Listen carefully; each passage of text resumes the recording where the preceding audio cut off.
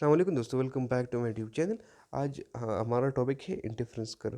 Last time हमने total utility पढ़ी थी, मार्जिनल यूटिलिटी पढ़ी थी, law of diminishing marginal utility पढ़ी थी, law of equal marginal utility हमने पढ़ी थी। ठीक है। तो कंज्यूमर बिहेवियर में एक ऑर्डिनल अप्रोच है, एक ऑर्डिनल अप्रोच है। पहले देखिए कंज्यूमर बिहेवियर किसे कहा जाता है। कंज्यूमर बिहेवियर फॉर एग्जांपल किसी पर्सन का परचेजिंग या उसकी सिलेक्शन या उसकी जो कंजम्पशन है वो किसके बेस पे होती है, उसकी सेटिस्फेक्शन के बेस पे होती है। फॉर एग्जांपल एक पर्सन है, वो किसी प्रोडक्ट को ख़रीदता है, ठीक है, उसे परचेज करता है, उसे फिर कंज्यूम करता है, तो उसे उसकी कितनी सेटिस्फेक्शन उसको मिलती है, उसे क्या कहा जाता है, कंज्यूमर बिहेवियर। अभी कंज्यूमर बिहेवियर में दो अप्रोच है, एक कोऑर्डिनल अप्रोच है, एक ऑर्डिनल अप्रोच है। तो कोडिंग अप्रोच में ज़्यादातर जो हेक्शन जॉन हेक्शन उन्होंने ये पेश किया था कोडिंग अप्रोच। इसमें कहा गया है कि जब हम यूटिलिटी को फाइंड करते हैं किसके ज़रिए, नंबर्स के ज़रिए। इसमें हम last time law of equi marginality, law of diminishing marginality को हमने नंबर्स के ज़रिए फाइंड किया था। अभी दूसरा जो ऑर्डिनल अप्रोच है, ये मार्शिलियन ने पेश किया था, जो न्यू क्लासिकल इकोनॉमिस्ट थे। और कोऑर्डिनल अप्रोच जिसने पेश किया था, हिक्सन, वो क्लासिकल इकोनॉमिस्ट है।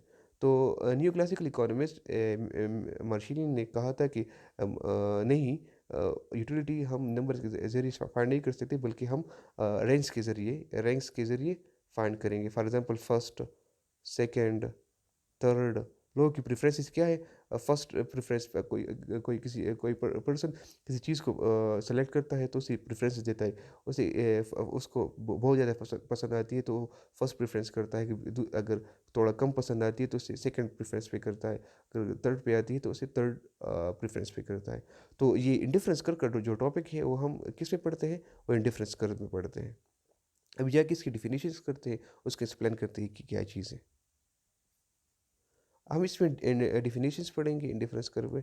इसकी शेड्यूल और डायग्राम देखते हैं कि क्या है। इंडिफरेंस मैप देखेंगे कि ये क्या चीज़ है। इसकी एग्जम्पशंस पढ़ेंगे, प्रॉपर्टीज पढ़ेंगे। Indifference curve shows all combination of two goods that have equal satisfaction for a consumer.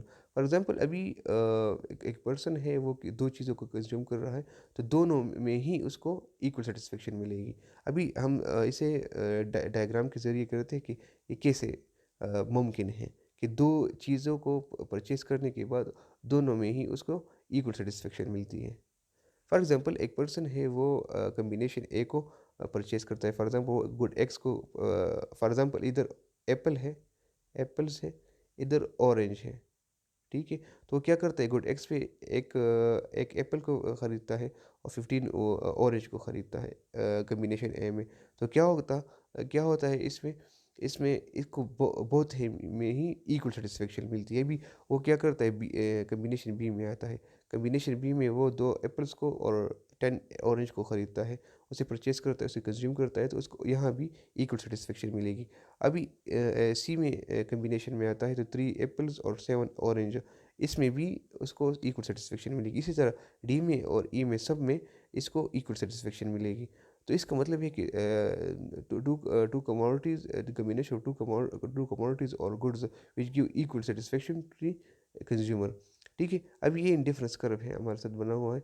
इस हर पॉइंट पे ही कंज्यूमर को इक्वल सेटिस्फेक्शन मिलेगी, चाहे वो इधर परचेजिंग करे, चाहे इधर परचेजिंग करे, चाहे इधर परचेजिंग करे, चाहे इधर। ठीक है। अभी इसमें ए में कितनी परचेजिंग, उसने जो वाई एक्सिस किया है, ऑरेंज है, मैंने ऑरेंज आपको बताई। यहाँ एक्सिस पे हमने क्या ली, एप्पल्स लिए। ठीक है। तो अगर फॉर एग्जांपल एक पर्सन है, वो 15 वाई जो ऑरेंज है उसको परचेज करता है और एक एप्पल को, तो इसके यहाँ इक्वल सेटिस्फेक्शन मिलती है। ठीक है। अभी इसमें बी में भी इसी तरह होगा, सी में भी इसी तरह होगा, डी में भी इसी तरह होगा और ए में भी इसी तरह होगा। तो ए में फॉर एग्जांपल 15 ऑरेंज को और एक एप्पल को ख़रीदता है, या ई पर 4 वाई या ऑरेंज को ख़रीदता है और 5 एप्पल को ख़रीदता है, तो यहाँ भी इक्वल सेटिस्फेक्शन होगी। इसका मतलब ये है कि हर पॉइंट पर, इंडिफरेंस कर्व के हर पॉइंट पर कंज्यूमर को इक्वल सेटिस्फेक्शन मिलती है। इसे इंडिफरेंस कर्व कहा जाता है। अब इस इंडिफरेंस मैप देखते हैं कि क्या है। देखिए, यहाँ हमारे साथ 3 इंडिफरेंस कर्व है, ठीक है। IC1 है, ठीक है, IC2 है और IC3 है। तो हर इंडिफरेंस कर्व पे ही फॉर एग्ज़ाम्पल कोई पर्सन है वो यहाँ परचेज़िंग कर रहा है, तो इसे हर पॉइंट पे यहाँ इक्वल सैटिस्फैक्शन मिलती है। अभी जाके दूसरी IC कर्व पे शिफ्ट होता है, तो इसकी जो लेवल सैटिस्फैक्शन होगा वो इस वन इंडिफरेंस कर्व से ज़्यादा होगा। अब फॉर एग्ज़ाम्पल वो तीसरे पे शिफ्ट करता है, यहाँ शिफ्ट करता है इंडिफरेंस कर्व पे, तो यहाँ इंडिफरेंस कर्व की जो कंज़्यूमर की इंडिफरेंस कर्व है, जो उसकी लेवल सैटिस्फैक्शन है वो डिफरेंट होगा IC2 से, ठीक है? IC3 की जो डिफरेंस जो लेवल सैटिस्फैक्शन है वो IC1 से क्या होगा? डिफरेंट होगा। लेकिन आई आई इस हर पॉइंट पे ही उसको इक्वल सैटिस्फैक्शन मिलती है, ठीक है? यहाँ सब एक्सप्लेनेशन मैंने किया हुआ है, यहाँ यहाँ भी आप देख सकते हैं। अभी हम इसकी assumptions पढ़ते हैं कि assumptions क्या है। For example consumer is a rational, consumer क्या होगा? वो रैशनल होगा। वो क्या करता है, वो चीज़ों को समझता है, सब उसको नॉलेज है हर चीज़ की, और and aims to maximize utility, उसकी क्या होगा, वो अपने लेवल सैटिस्फैक्शन को क्या करेगा, मैक्सिमाइज़ करेगा, ज़्यादा से ज़्यादा उसको सैटिस्फैक्शन मिलनी चाहिए। As normal human being he prefer more quantities of good to less, और क्या करता है एज ए ह्यूमन बीइंग, वो हमेशा प्रेफर करेगा कि ज़्यादा से ज़्यादा चीज़ों को वो खरीद सके और उसकी जो लेवल सैटिस्फैक्शन है वो ज़्यादा से ज़्यादा हो। सेकंड में क्या है, सेकंड एग्जाम्पशन में देखते हैं क्या है, consumer can tell which combination he prefers and among which he is indifferent. For example हमने एक इंडिफरेंस कर्व बनाई थी, अभी एक इंडिफरेंस IC1 है, IC2 है या IC3 है, या ये दूसरे पे करते हैं, फॉर एग्जांपल ये है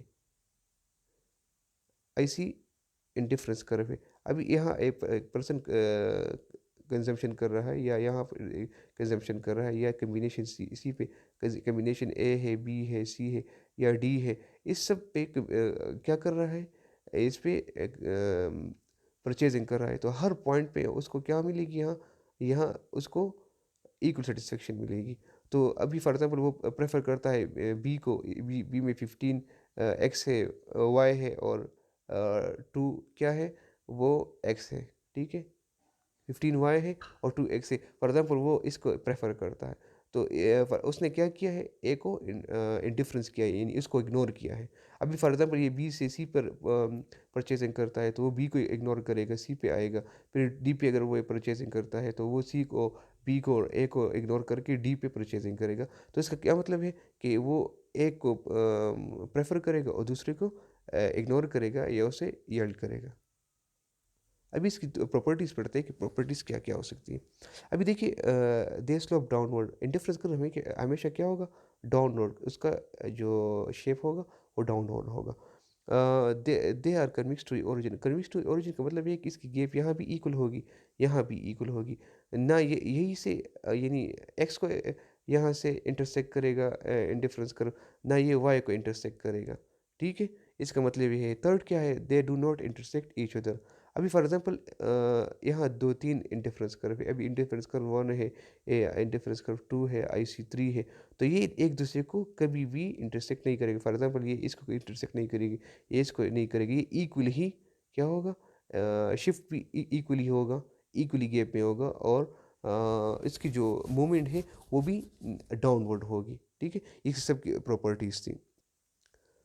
अभी तक आप कोई भी चीज़ अगर आपको समझ नहीं आई, तो आप कमेंट बॉक्स में पूछ सकते हैं। वो आपके लिए मैं अलग सी वीडियो बनाकर अपलोड कर दूँगा, और इस चैनल को सब्सक्राइब करें और बेल का आइकन दबाएँ ताकि आपको और वीडियो अच्छी तरह मिल सके।